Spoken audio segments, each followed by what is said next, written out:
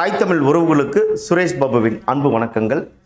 கடந்த 4 நாளைக்கு முன்னாடி ஒரு செய்தியை நம்ம பரவலாக பார்த்துருப்போம். அந்த செய்தி என்ன அப்படின்னு பார்த்தீங்கன்னா, வாக்காளர் சிறப்பு திருத்தங்கிற பேரில் வடமாநில தொழிலாளர்களை இங்கே வேலைக்கு வந்தவங்களை வாக்குரிமை கொடுத்து அவர்களை நம்ம வாக்காளர்களாக மாற்றுவது தான் இந்த ஒன்றிய பிஜேபியினுடைய ஒரு மிகப்பெரிய ஒரு சதி திட்டம்னு கூட சொல்லலாம்.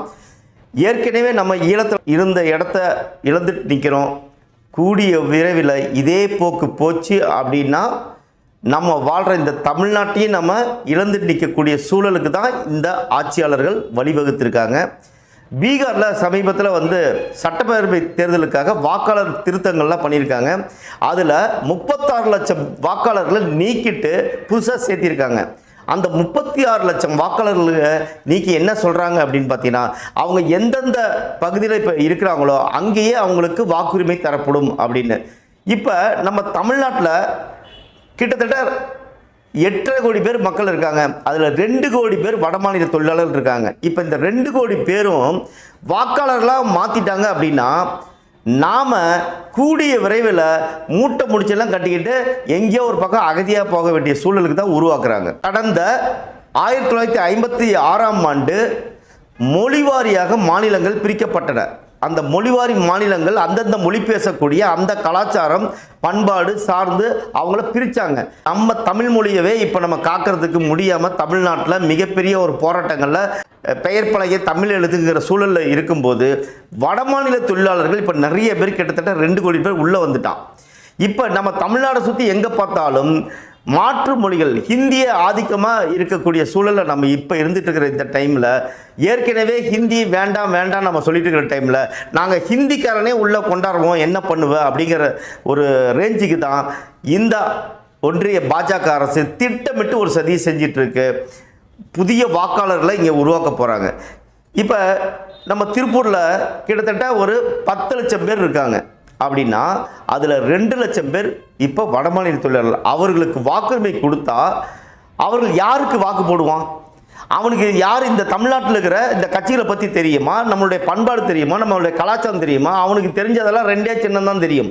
ஒன்று பிஜேபி தாமரை தெரியும், இன்னொன்று கை சின்னம் காங்கிரஸ் தெரியும், வேற எதுவும் தெரியாது. அப்போ தமிழ்நாட்டில் இருக்கக்கூடிய இவ்வளோ காலமாக நம்ம தமிழ்நாட்டை நம்ம காத்துட்டு இருக்கிறோம். நம்ம பண்பாடு கலாச்சாரம் எல்லாமே சீரழிவாக போகுது. விரைவில் நம்ம அகதியாக கூட மாறுறதுக்கு வாய்ப்பு இருக்குது. இதைத்தான் காலங்காலமாக அண்ணன் பல ஆண்டுகளாக வலியுறுத்திட்டு இருக்காரு.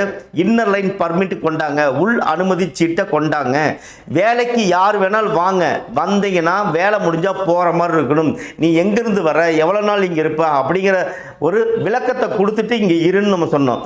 இந்த திராவிட ஆட்சியாளர்கள் இதுவரை இந்த 50-60 ஆண்டு காலமாக நம்ம ஆட்சி பண்ணியிருக்காங்க. இவங்களுக்கு இதை பற்றி எந்த கவலையும் கிடையாது. இவங்க ஓட்டுக்கு காசு கொடுத்து ஆட்சி அமைச்சிட்டே இருக்கிறவங்க.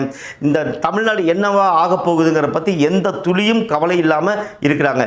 இப்போ பிரச்சனை யாருக்கு நமக்கு இருக்கும் அப்படின்னா, நாம் ஒரு மொழி சார்ந்து நம்ம இனம் சார்ந்து இருக்கிற நம்மளுடைய அடையாளங்களை அழிக்கக்கூடிய அளவுக்கு இருக்கும். நாளைக்கு சட்டசபையிலே இவங்களை இங்கே இருக்கிற திருப்பூரில் 2 லட்சம் பேர் ஒட்டு மொத்தமாக 2 கோடி பேர்த்துக்கு வாக்குரிமை கொடுத்துட்டாங்க அப்படின்னா நம்மளுடைய அரசியலே இங்கே மாறி போயிடும். இங்கே நம்ம நினைச்சதை நாம் சிறுபான்மையினராக நம்ம மாறி போயிடுவோம். இவங்க ஒரு ஆட்சியவே மாற்றக்கூடிய ஒரு இடத்துல இந்த வடமாநில தொழிலாளர்கள் வந்துடுவாங்க. அதற்காக தான் நம்ம தொடர்ந்து நம்ம சொல்லிகிட்டே இருக்கிறோம், இவர்களுக்கு நீங்கள் வாக்காளர் அடையாள அட்டை கொடுக்கக்கூடாது. ஏற்கனவே நீங்கள் பார்த்தீங்கன்னா அவங்களுக்கு ரேஷன் கார்டு கொடுத்துட்டீங்க, ஆதார் கார்டு கொடுத்துட்டீங்க, எல்லாமே கொடுத்துட்டீங்க. இப்போ அடுத்தது வாக்காளர் அட்டையும் கொடுத்துட்டீங்க அப்படின்னா இப்போ 36 லட்சம் பேர் அவன் நீக்கிருக்கானா, அவன் எங்கே இருப்பான்? கேரளாவில் இருப்பான், தமிழ்நாட்டில் இருப்பான், ஆந்திராவில் இருப்பான். அதிகமாக தமிழ்நாட்டில் இருக்கான். ஏன்னா இங்கே தான் வேலை வாய்ப்பு இருக்குது. இங்கே இருக்கிற முதலாளிகளுக்கு அதை பற்றியான கவலைகளும் இல்லை, புரிதலும் இல்லை. வேலை செஞ்சால் போதும், இங்கே வேலைக்கு ஆட்கள் வேணுங்கிறது இதில் அவங்க உள்ளே கொண்டாந்து அவன் என்ன ஆகிறான்? இப்போ நாளைக்கு அடிப்படையாக அவனுக்கு தேவையான குடிநீர், அவனுக்கு தேவையான இடம் எல்லாமே நம்ம கொடுத்து, அவனுக்கு ரேஷன் கார்டும் கொடுத்து, அவனுக்கு வாக்கையும் கொடுத்துட்டோம் அப்படின்னா நமக்கான அரசியல் அப்படிங்கிறது ஒன்றுமே இல்லாமல் போயிடும். நமக்கான கலாச்சாரம் சீரழிஞ்சு போயிடும், நம்மளுடைய பண்பாடு சீரழிஞ்சு போயிடும்.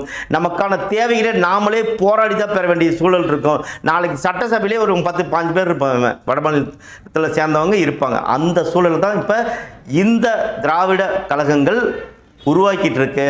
ஒன்றிய அரசு அதற்கு அத்தனை முயற்சிகளை எடுத்துகிட்டு இருக்கு. இவங்க ஒட்டுண்ணிகளாக இருக்கக்கூடிய இந்த திராவிட ஆட்சியாளர்கள் ஒட்டுண்ணிகளாக இருக்கக்கூடிய அனைத்து கட்சியிலையும் இதை ஆமாஞ்சாமி எதிர்க்கிற மாதிரி எதிர்த்துட்டு அவன் ஒன்றும் இல்லாமல் கம்முன்னு தான் இருப்பான். காரணம் என்னென்னா அவனுக்கு அதை பற்றி கவலையே கிடையாது. இப்போ கம்யூனிஸ்ட் பாருங்கள், இந்த வடமாநில தொழிலாளர்களுக்கு அவன் சங்கம் தனியாக வச்சுருக்கான். பிஜேபி அதுதான் பண்ணிகிட்டு இருக்காங்க. தமிழ்நாட்டில் தமிழனுக்காக நிற்கிற ஒரே கட்சி நாம் தமிழர் கட்சி தான். அண்ணன் செந்தமிழன் சீமான் தொடர்ந்து இதை வலியுறுத்திட்டு இருக்காரு. தொடர்ந்து நம்ம இதுக்காக போராடிட்டு இருக்காரு. இந்த வாக்காளர் அவங்களுக்கு வாக்காளர் அட்டை கொடுக்காதீங்க, வாக்குரிமையை கொடுக்காதீங்க. அவன் அங்கே இருக்கிறான்னா அவன் மொழி பேசக்கூடிய இடத்துல அவன் இருக்கட்டும். நம்ம தமிழ்நாட்டில் இவர்களுக்கு வாக்காளர் கொடுக்கக்கூடாது. இதுவரை எவ்வளோ பேத்துக்கு கொடுத்தீங்கிற ஒரு விளக்கத்தை தமிழ்நாடு அரசு ஒரு வெள்ளை அறிக்கையாக கொடுக்கணும். காரணம் என்ன, இது வரைக்கும் எத்தனை பேர் வாக்களிச்சிருக்கான், கடந்த தேர்தலில் எத்தனை பேர் வாக்களிச்சிருக்கான், இனி வரக்கூடிய 2026 தேர்தலில் எவ்வளோ பேர் வடமாநில தொழிலாளர்கள் வாக்களிக்க போகிறாங்க. இது நிச்சயம் ஒரு பெரிய பண்பாட்டு சீரழிவை நோக்கி நம்ம அழைச்சிட்டு போகும், ஒரு அரசியல் மாற்றத்தையே உருவாக்கிடும். இதனால் நமக்கு என்ன, நான் யாதும் ஊரே யாவரும் கேளீர், நம்மெல்லாம் இந்தியன் அப்படின்னு பேசிகிட்டு இருக்கிறவங்க நிச்சயம் பெரும் ஒரு வழியை நம்ம உண்டாக்க போகிறீங்க. அதை வழியை தாங்கக்கூடியதை நாங்கள் ஏற்கனவே ஈழத்தில் நாங்கள் எங்கள் நிலத்தை விட்டு நிற்கிறோம். மறுபடியும் எங்களுக்கு இருக்கிற ஒரே மண் இந்த தமிழ்நாடு தான். இதையும் விட்டு நாங்கள் அகதிகளாக போகிற சூழல். இப்போ எப்படி வடமாநிலத்தில் இங்கே வேலைக்காக வந்த மாதிரி நாம் வேறு இடத்துக்கு போக முடியாது. ஆகையால் நிச்சயம் இந்த தமிழ்நாட்டு மண்ணை காப்பாற்றணும் அப்படின்னா இங்கே இருக்கிற கட்சிகள் இது வரைக்கும் தின்னது போதும். இனியாற்றி இந்த வாக்காளர் உரிமையை இவங்களுக்கு தரக்கூடாது.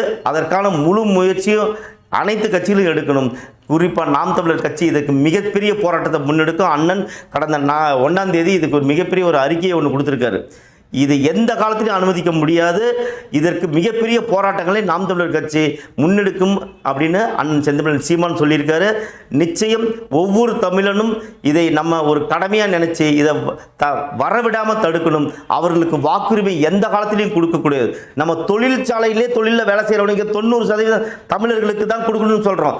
ஏற்கனவே கிட்டத்தட்ட 40% வடமாநில தொழிலாளர்கள் நம்ம தமிழ்நாட்டு தமிழ் தொழிலாளர்களுக்கு வேலை வாய்ப்பு இன்மை ஏற்படக்கூடிய சூழல் இப்போ இருக்கும்போது மீண்டும் இந்த வாக்குரிமையும் கொடுத்துட்டா நம்ம நாட்டை காப்பாற்றவே முடியாது. அதனால் தயவு செய்து இன உணர்வோட இந்த காணொலி பார்க்கக்கூடிய யாராக இருந்தாலும் சரி, நிச்சயம் உணர்வோடு நம்ம போராடி அண்ணன் செந்தமிழன் சீமான் அவர்களுக்கு பின் நின்று நம்ம போராடி நீக்கணும். அதற்கான முயற்சி நம்ம எடுக்கணும். ஏன்னா இப்போ ஒவ்வொரு மாவட்டத்திலையும் புதிய வாக்காளர்களை சேர்த்திருப்பாங்க. குறிப்பாக திருப்பூர், கோவை, ஒசூர் போன்ற சென்னை போன்ற பெருநகரங்கள் நிறைய வாக்காளர்களை உள்ளே கொண்டாந்துருப்பாங்க. இவர்களை நீக்கிறதுக்கான பெரும் போராட்டத்தில் முன்னெடுக்கணும்.